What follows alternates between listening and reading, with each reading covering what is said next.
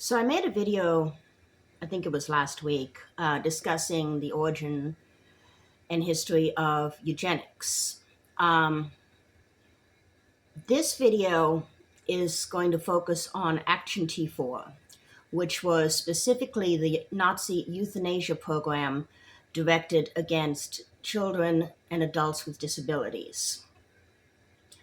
Viewer discretion is advised. We're going to be discussing some disturbing topics.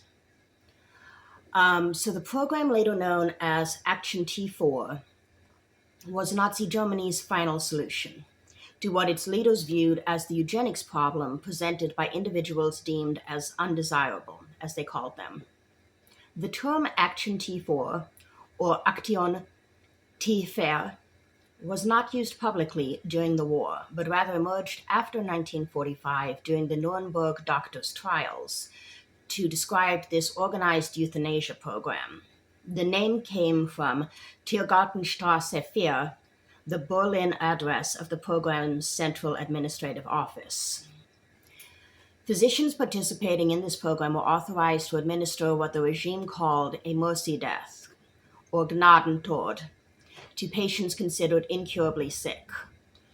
After supposed medical evaluation, in practice, these decisions were bureaucratic formalities that rationalized mass killing. Between September of 1939 and 1945, approximately 275,000 to 300,000 individuals with mental or physical disabilities were systematically killed, primarily through gas injection or deliberate starvation. Although Adolf Hitler officially halted the program on August 24th of 1941 after public protests, illegal euthanasia continued in institutions across Germany and occupied Europe until 1945. The philosophical and ideological roots of Action T4 lay in early 20th century eugenics, a pseudoscience claiming that human heredity could be perfected through selective breeding. Policies promoting sterilization predated Nazism and existed in several Western countries, including the United States, Canada, Denmark, Switzerland, and Sweden. In Germany, the law for the prevention of hereditarily diseased offspring was passed on July 14th of 1933, legalizing the compulsory sterilization of those diagnosed with conditions that were deemed as hereditary, such as schizophrenia, epilepsy, congenital blindness or deafness, or chronic alcoholism. Implementation fell to special hereditary health courts, Erbetsungsgerichte, which decided who would be sterilized. Between 1933 and 1939, about 360,000 people were sterilized under this law.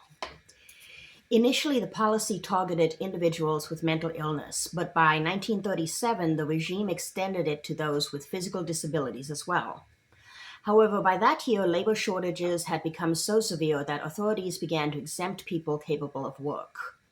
Although sterilization declined temporarily, it established the moral and bureaucratic basis for killing those deemed unfit. Adolf Hitler had long expressed a personal interest in eliminating those considered, quote, incurably ill. The turning point came in 1938 when the Führer's personal physician, Karl Brandt, sanctioned euthanasia for an infant with severe disabilities in Leipzig. Hitler saw this as a precedent and soon authorized similar actions nationwide. On August 18th of 1939, the Nazi regime founded the Reich Committee for the Scientific Registering of Hereditary and Congenital Illnesses to identify infants and young children with serious disabilities such as Down syndrome, microcephaly, hydrocephalus, and severe physical deformities. Parents were often told their children were being transferred to special medical institutions. After the killings, the families received falsified death notices listing causes such as pneumonia or heart failure. Between 1939 and 1941, over 5,000 children were killed under this child euthanasia program. Parents or caretakers who resisted risked arrest, loss of custody of other children, or deportation. Coercion and deception made the killing appear as medical care, embedding mass murder within the bureaucratic structure of public health. After the war's outbreak in September of 1939, the euthanasia program expanded to adults. The first large-scale killings occurred in occupied Poland, where psychiatric patients were executed under Operation Tannenberg. The first experimental gas killings took place in October 1939 at Fort 7 in Poznan, using carbon monoxide, a method soon refined and adopted in regular German institutions. Heinrich Himmler personally observed such an operation and praised its effectiveness. Administrative control of the T4 program was handled by Viktor Brock, under supervision of Philipp Böhler and Karl Brandt. The organization operated under the innocuous name Charitable Foundation for Curative and Institutional Care. Doctors filled out brief questionnaires, and a panel would review stacks of them daily, stamping them for life or death without patient examinations. The first German gas chamber was established in January of 1940 at the Brandenburg Euthanasia Center. Victims were told they were undergoing a medical examination, locked in sealed rooms, and killed with carbon monoxide. Their remains were cremated, and falsified death certificates were mailed to the families with containers filled with random ashes. 6 primary killing centers followed in Brandenburg, Grafeneck, Hartheim, Sonnenstein, Bernburg, and Hadamar. Together, they killed tens of thousands of people between 1940 and 1941. By the time the official program was halted, more than 70,000 victims had been murdered in these facilities. Despite secrecy efforts, word spread throughout Germany via grieving families, hospital staff, and clergy. The most visible opposition came from Bishop Clemens August Graf von Galen of Münster, whose sermons in 1941 condemned the killings as crimes against divine and natural law.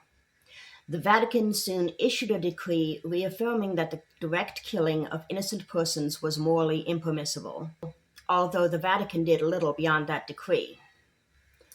However, in response to public outrage, Hitler ordered the official suspension of Action T4 on August 24th of 1941. Nonetheless, the program continued unofficially as so-called wild euthanasia, which involved decentralized secret killings that persisted in hospitals and psychiatric institutions until the war's end. Doctors employed starvation, overdoses, and neglect to murder patients out of sight. The T4 program also served to lay the technological and psychological groundwork for the Holocaust.